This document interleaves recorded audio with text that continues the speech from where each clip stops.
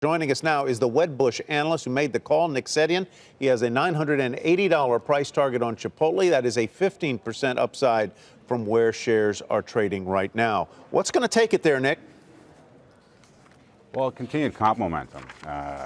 We took a step back and we said, why are we seeing the kind of momentum we're seeing? Because when our checks came in, we saw another about 100 bips or so of upside relative to where consensus is. And so is this really just a near-term phenomenon, or are there reasons that could sustain this momentum, for the next 2-3 years? And so we took a step back.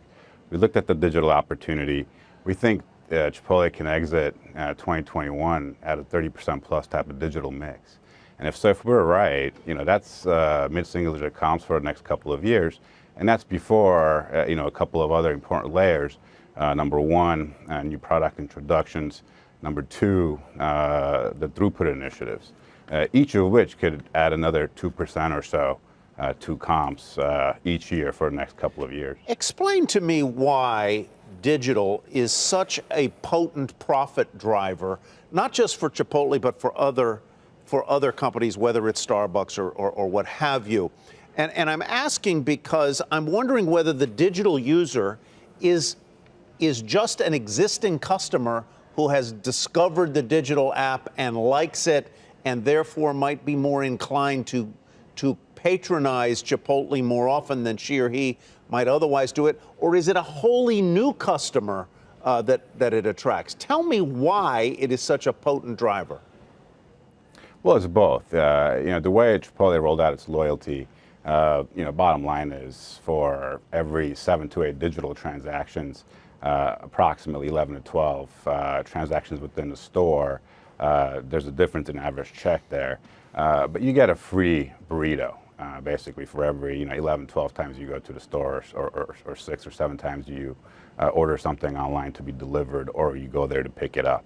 And so with the loyalty, they get your information, as opposed to the third-party marketplace is keeping your information. And so with that information, much like the way Starbucks has done it, they can tailor their offers to you. And so once they know what you do, what your habits are, what you like, what you don't like, they can push those buttons in such a way where you go there more often and you order from there more often.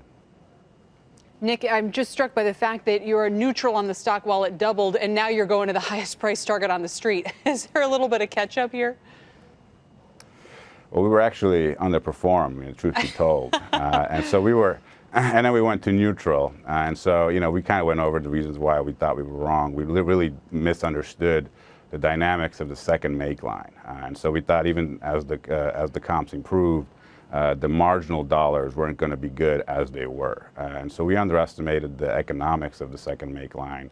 And so then we went to neutral once we understood that. And so now we're kind of taking a step back and saying, look, our thesis has been that even though things are good, the valuation incorporates those expectations. So what we're seeing now is a continued step up. And so it's hard to ignore the continued step up, even if the stock is where it is. And so given the continued step up relative to expectations, we believe the stock is going to continue to go higher. Let me conclude with this. I'd love it if we could put up a 5-year chart of Chipotle, because I can't think of another stock that has a better comeback story than Chipotle over the past half decade. But here is a stock that is up 100% this year. It's selling in the high 800s. You see it moving higher from there. Why don't they split the stock 10 for 1? Do you see any possibility they would do that? It's something that in the past it was more in vogue. I think what's more in trend now is to keep those big dollar numbers on those stock prices. So I wouldn't expect there to be a split anytime soon.